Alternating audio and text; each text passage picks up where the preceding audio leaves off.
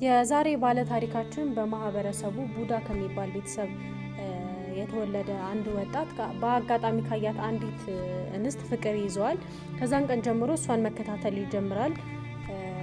ከለታዝም አንድ ቀን ከጓደኞቿ ጋር በተቀመጠችበት ጠርቶ እንደሚወዳትና ከሷ ፍቅር እንደያዘው ይነግራታል።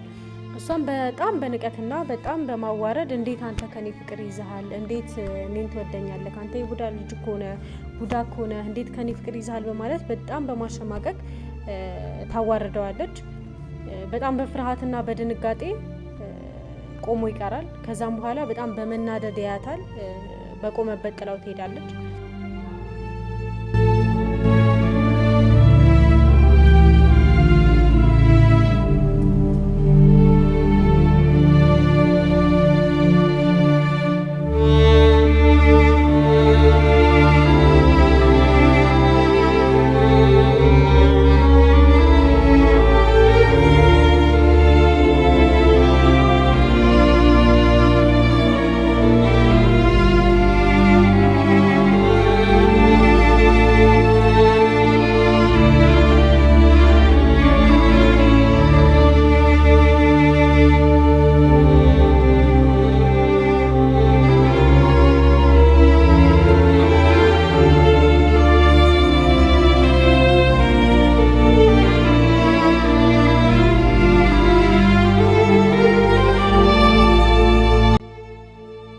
በደረሰበት መገለልና ሀፍረት ለበቀል በመነሳሳት ልጅቷ በድብቅ መከታተል ይጀምራል። አንድ ቀን ከቤታቸው አቅራቢያ እየተከታተለ ቤተሰቦቿ በሰፈራቸው ካለ ገበያ ወጥተው ሲሄዱ ያችን ቅጽበት ለመጠቀም ራቅ እንዳሉ ካረጋገጠ በኋላ ከቤታቸው ዘው ብሎ ይገባል። ከዛ በኋላ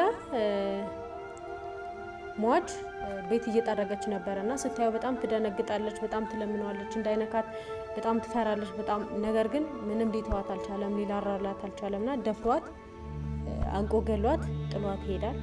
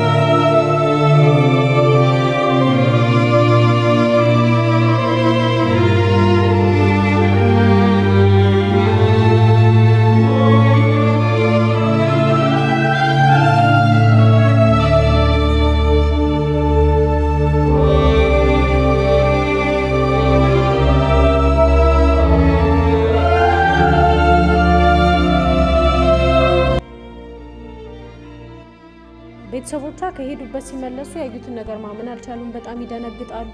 ልጃቸውን በሰላም ነው ጥለዋት ሄዱት። ቤት እያጸዳች ነበረ። ሲወጡ ምንም አይነት ነገር አልነበረም። ከማንም ጋር ጸብ እንዳልነበራት ነው የሚያውቁት። በጣም ይደነግጣሉ። በጣም ያዝናሉ። ፖሊስ ምርመራውን ይጀምራል። ቤተሰቦቿን ስለተፈጠረው ነገር መጠየቅ ይጀምራሉ። ነገር ግን ቤተሰቦቿ ምንም አይነት ነገር ተገላና ተደፍራ ከማግኘታቸው በቀር ምንም አይነት ፍንጭ ሊሰጧቸው አልቻሉ።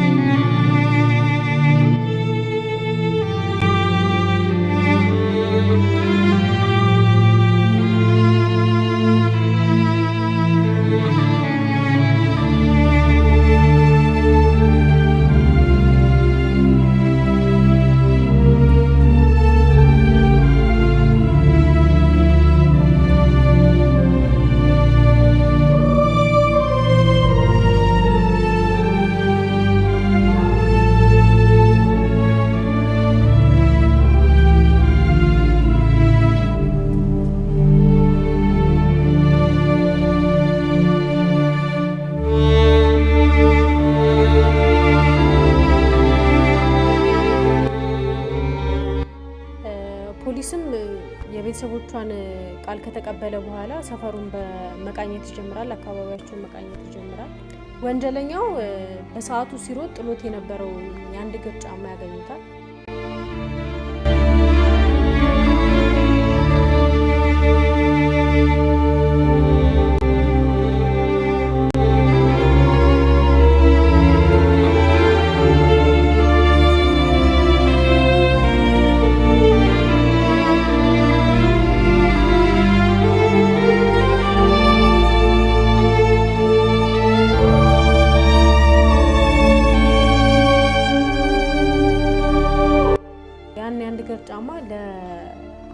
ምርመራ ይጠቅመናል በማለት ይይዙታል። በተገደለች በ3ኛው ቀን ገዳዩ አንድ እግር ጫማውን እንዳይገኝ በማሰብ በቆሻሻ ከአካባቢው ካለ ቆሻሻ መጣያ ከሩቅ ሲጥለው አንድ ጓደኛዋ ታየዋለች። ሲሄድ ተከታትላ ቦታው ላይ በመድረስ ምንድን እንደጣለ ከቆሻሻው ውስጥ ስታወጣው የፖሊሶቹ አግኝተውት የነበረው የአንድ እግር ጫማ እንደሆነ ታያለች።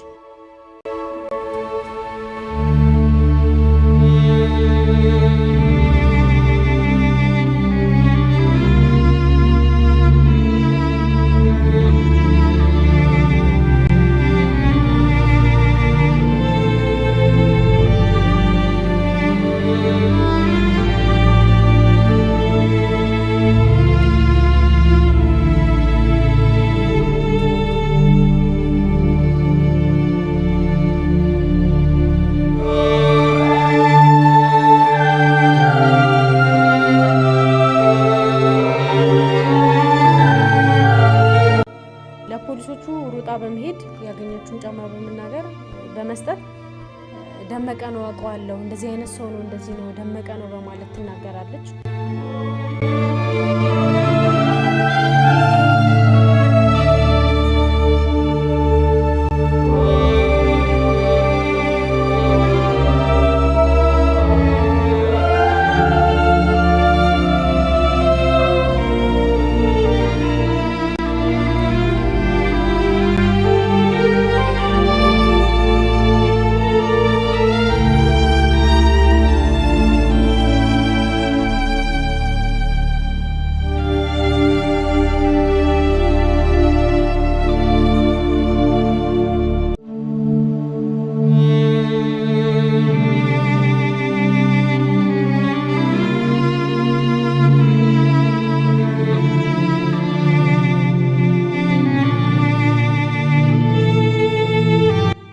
በኋላ ፖሊስ ጊዜውን ሳያጠፋ በቁጥጥር ስር ያውለዋል። ባለታሪካችን ወይንም ወንጀለኛው ከብዙ ድካምና ጥረት በኋላ ወንጀሉን ይናዘዛል።